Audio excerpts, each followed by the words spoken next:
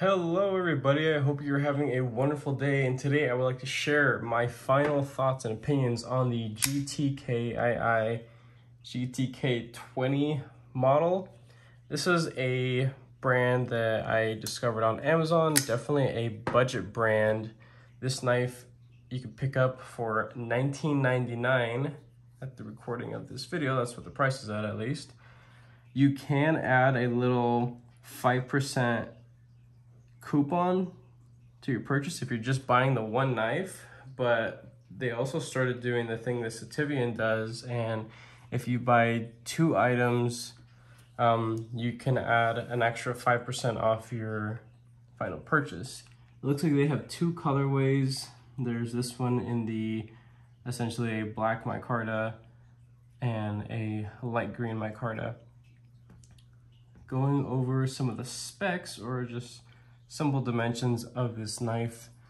The overall length is 7.87, blade length is 3.54, and then the weight is 3.77. So I think that that's all pretty good, nothing too crazy. This isn't anything that's like super heavy. On first impressions, I did notice that it was the action of this knife is actually quite impressive, and the overall build quality of this. So the fit of this knife, to me, it's actually impressive, but the finish, not so much. But again, this is also a $20 knife. So let me put that away. Let's get into a couple common size comparisons within the hobby. This is the Demko 8020.5. There's that. The Civivi Elementum. Let's do some Benchmades now. The Bug Out. The Osborne 940. And then let's do 2 Spyderco knives. So this is the Para 3. And the PM2. So it's definitely just a hair shorter than the PM2, but pretty close to the length. So hey, if you like the length of a PM2, then I believe that you're going to enjoy this knife quite a bit, especially because, I mean, just talking about price itself, this is $20, while you can get the cheapest PM2 for $150, $160. So I'd say that this would be a great gift knife or a cheapy beater, pretty much, that actually, you know, still has like really good action. D2 blade material. I did recently sharpen it. I have sharpened it twice because I have been using this quite a bit and have enjoyed it, mainly because of the blade shape and the overall very simple minimalistic ergonomics of this. When I did purchase this knife, of course, as I do most of them, I enjoy taking my knives apart. So I stripped this thing down completely. I scrubbed every bit of it to remove any leftover debris from machining or any factory oil. Even the handles, I boiled in some soapy water and completely rid them of any factory oil, because honestly, it looked pretty bad when I got it. I didn't like how it looked. And I was able to, you know, use this and put my own, you know, hand oils and I guess grime on it and, you know, make it my own. Essentially, everybody's just gonna look different, especially how much you use it. Micarta, that's just one of the little things about it. It was pretty smooth. There's not much fuzz like some people know micarta to have. Everything is well rounded off. It's a very comfortable knife, it really is. The full steel liners, well, not full, there is some milling within the inside, but nothing too significant. If they were genuinely full steel unmilled liners, I would say this would be a little heavier than what I would prefer it to be. But yeah, let's get into some of the hardware. So this is a T8, and then everything else is T6, unfortunately. But again, a $20 knife. just because it's $20 doesn't mean I'm going to justify everything about this knife. There are other brands that, while they may be more established, while their fit can be very comparable, their finish is a little bit better than this. So I noticed that there were, within the channel where the bearings sit, and this does have bearings, which is quite nice actually.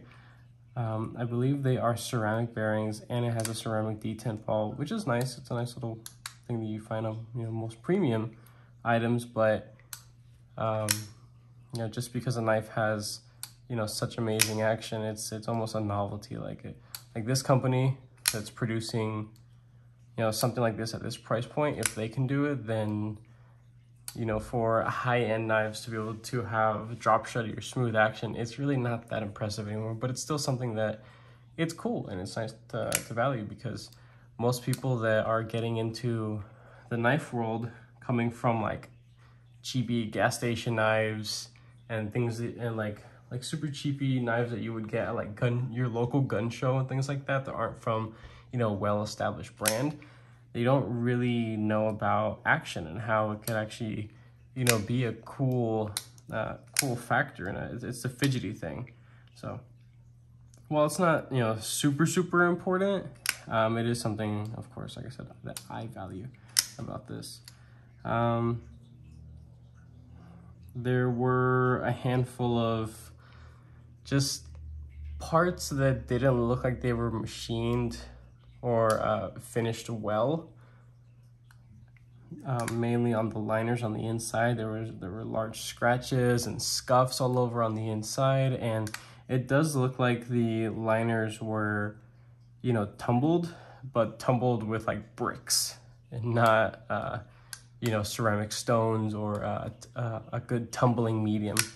The blade itself was actually tumbled quite well, and you know, there are some you know, larger pieces that give it the tumbled look, but it's still a great working finish. And this being D2, while I have used it for many things, whether in the kitchen or, you know, working on stuff outside or taking it to work, I haven't experienced, you know, in the couple of weeks that I've had this and have been using it, I haven't experienced any kind of rusting.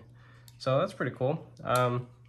Mileage on, you know, D2 varies per person and where they live and, you know, how well they clean their knife. I don't put any kind of like knife shield or anything on my knives, because that's just something I haven't purchased yet or find the need, especially because I live in a high desert area. It's dry as hell out here. It's hard to get anything to grow out here, so rust is something that I don't typically run into, but I have seen it. Even on M4, I have a smock, an M4, and after 2 days of carrying it to work, and I'm sweating a bunch, right? The side that contacts, you know, me was all like tarnished and rusted out, and all it took was just a little bit of elbow grease and a kitchen sponge, and I was able to get it out. But if I let that go for any longer, it would have created deep pitting, and that would have been a bad thing. So that smock was a, you know, $200 knife, worth a little bit more than what I got it for because it was a exclusive. But, you know, regardless, that's something to keep in mind when you're purchasing a budget knife that has D2 blade material. So while this would be a great knife to gift to somebody that isn't too familiar with, you know, the knife hobby and the industry as a whole, I would say, you know, just a word of caution that if you were to gift this to somebody, just tell them just keep it clean, you know, just basic maintenance, nothing crazy. It's very easy to take apart, very easy to clean and all that. There aren't a absurd amount of pieces to this knife, but the only thing that I will complain about are these quite atrocious brightly covered pivot collars. They are aluminum. They are anodized aluminum, and they've already been scuffed up a bunch. And again, I've only had this knife for a couple weeks, and for it to have been scuffed up like that, it's just kind of sad. I don't think that these pivot collars were something that wasn't necessary, and the time, money, and effort that it took for this company to account for this part when milling the scales and the liners and how everything fit together right here. I think that those efforts could have been put into the overall, you know, finishing of this knife, which would have made it a lot better and definitely batting with the rest of the, you know, good budget knife companies. So honestly, I don't have a whole lot of bad to say about this knife. Well, I mean, a couple little things that I would have changed were to add some jimping, kind of like how Civivi does. Nothing fancy, nothing crazy.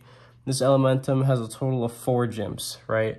They're not super sharp, they're well rounded off. If the jimps were to have been made and then thrown in, you know, to the tumbler, it would have softened it up, but still given it enough bite. Not that this knife is difficult to deploy or super, you know, slick, but you know, you do have to be conscious of the fact that there is no jimping, and the way that it's angled down, while it is very easy to deploy, very smooth, yeah, there could have been some jimps. So things that I would change: get rid of these ugly pivot collars. It just, I think it cheaps out the knife, you know, a lot.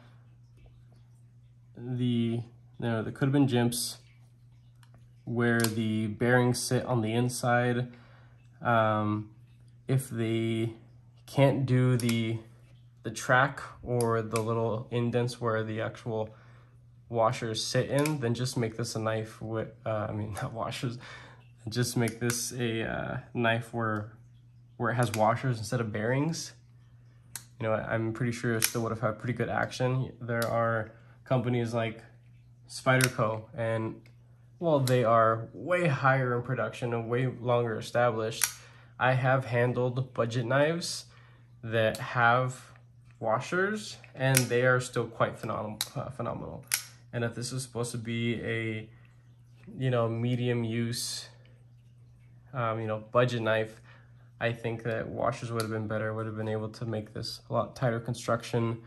I think that for being on the outside, because of course I don't work with any manufacturers, I would think that bearings would be more expensive to work around and to include into a knife versus washers, because they're just a little flat piece of metal that you know, just throw it in there and that's it.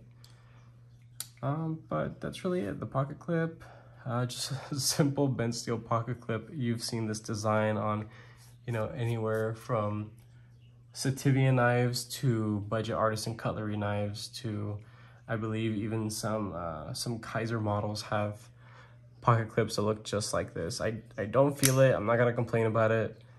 It works. It works. Doesn't get in the way.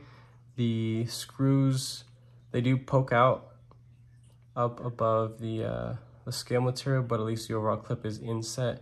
It is only for right-handed people, unfortunately, so I would say it wouldn't bug me if they did mill in a little spot over here, whether or not they included a plug for that. I wouldn't expect that at this price point, but still would have been cool to have a little spot right there for left-handed people.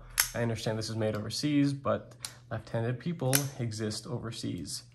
So in my unboxing, I did mention that the reason why I like this knife so much is that it actually kind of reminds me of the XL Penguin that hopefully will be coming out this year. It's a purchase that I do intend to, you know, to be a part of. I don't know if it's going to be, if they're going to have like nicer versions, like premium ones, like kind of done with other Penguins.